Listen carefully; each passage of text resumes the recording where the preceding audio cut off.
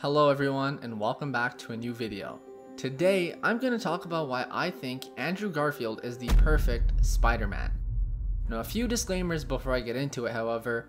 By saying I think Andrew Garfield is the best or most perfect Spider-Man does not mean that I don't like Tobey's and Tom's versions. I love all the Spider-Man movies, but my personal favorites have been The Amazing Spider-Man 1 and 2. I know, you very rarely hear that and most likely disagree. Now this video is purely based off of my opinion. In no way am I saying that you have to agree with me or that I believe my opinion is more valid than anyone else's.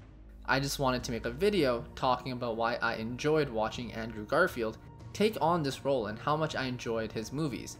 And what better time to do that than when he is rumored to be coming back in Spider-Man: No Way Home.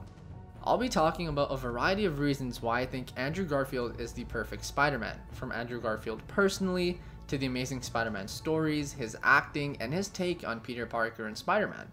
So let's get right into it. Starting off with Andrew Garfield's personal passion for the role. Now if you've watched any of his interviews about being Spider-Man, you can very clearly see the passion he has for the character. In fact, if you were to just watch this video where he announces the Comic-Con panel for The Amazing Spider-Man, you can see just how much this role means to him. Andrew talks about how the character gave him hope as a kid and how he, along with a lot of us, dressed up as Spider-Man and has always loved the superhero. Although the love for the character doesn't mean he is the best on-screen Spider-Man, it makes me enjoy his version of Spider-Man a little bit more. Now, don't get me wrong, Tom has also talked about loving the character and I'm sure Tobey has too, but the amount of passion I have seen from Andrew talking about it just made me that much more excited to watch him on the screen. Now let's get into his character and his acting. Now this take on the Spider-Man franchise was a very new take. There's a lot of differences from what you would have seen from Tobey's 3 films before this.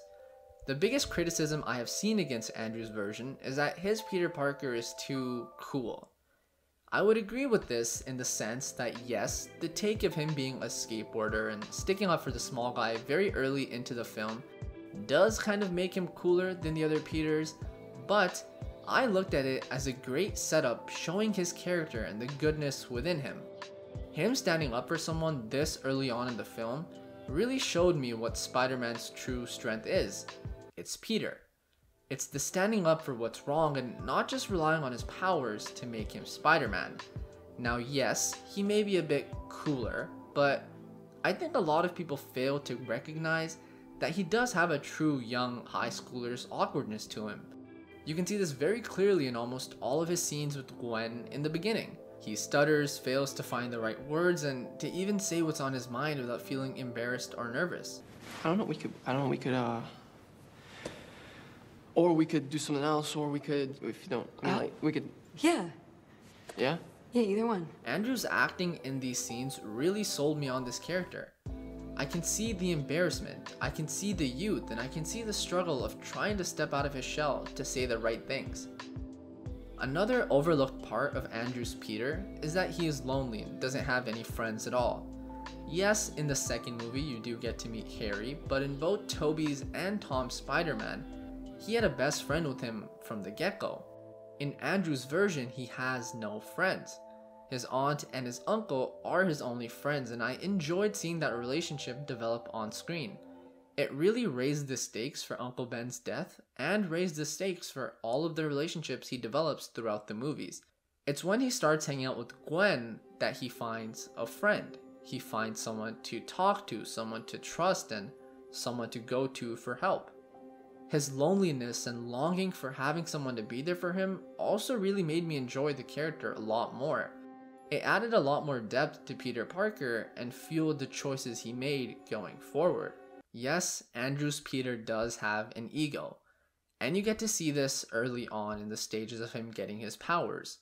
He plays around with the bad guys when he's trying to find the man that killed his uncle, he sticks up to Flash, and he even talks back to Gwen's dad. I personally enjoyed this side of Peter, and there's a very clear reason as to why. That reason is that I feel like this ego of his seemed like a very real portrayal of how a kid that seems to have nothing going for him might react when he gains this much power. I think he made decisions that were true to his character and his life. And on that note, I think he made a lot of very real choices throughout both the movies. Things like getting back with Gwen after being told not to, giving the equation to Connors without truly thinking it through, ignoring phone calls from his uncle, taking the milk from a robber after getting into an argument with the cashier. I think all these choices would actually happen if Peter Parker was real. A lot of these choices showed an immaturity in his character and amplified his inner struggles with knowing what's right and wrong and trying to balance that out with what he wants. It was great to watch all this unfold, and I really do think these choices made this character very real to me. I didn't see Spider-Man the entire film. I saw a high schooler who accidentally got powers and is trying to figure out what to do with them. Chemistry. Andrew's chemistry with Emma is undeniably the best chemistry from any of the Spider-Man love interests. Now, I'm sure you've heard this before, and well, there's a reason for that. Every scene with the two of them, you can see the natural development of the relation and that young first love spark between them. This was all obviously done through their acting, but also the writing, the direction, the cinematography, the score, and a ton of other elements. Mark Webb wanted to bring a realism to the character and was able to do just that through the relationship with Gwen Stacy. This scene is one of my favorite scenes between the two of them. That laugh. That's off the table. My laugh is off the table? You got to figure out a more annoying laugh. That's still adorable. Watching the scene, you see all the love they have for each other, and you fall that much more in love with the two of them together. This relationship and chemistry between them really did help me see a side of Peter Parker that reflects a normal, inexperienced high schooler with his first love. All of this really does help me to fully be able to imagine the two of these characters as real people in my high school. And I think the fact that I can even see this existing in my world speaks volumes to me about how great these movies and Andrew's portrayal was to bring a real Peter to the screen. Now let's talk about the suit. I don't know if I even need to say anything about this. I loved Andrew's suit. The texture, which although was pointed out to look like a basketball, I think looked amazing. His suit was just appealing to the eye, and in his dark world it fit in perfectly. The webbing also looked amazing. And I look at moments like this and I'm stunned. The way the web looks like a hand reaching for Gwen, it's just very, very visually appealing. Or seeing how Spidey uses his webbing to cover up a wound was just, another small detail that made me enjoy his webbing that much more in the movie. I really liked his suit, the best out of all the other Spider-Men. I think it was perfect. Moving on to one of the last elements, the storyline. Like I mentioned before, The Amazing Spider-Man really did have a new take on the Spider-Man stories, and I do fully think they achieved their goal. Mark Webb wanted to bring a realism to the character, and I think he executed this flawlessly.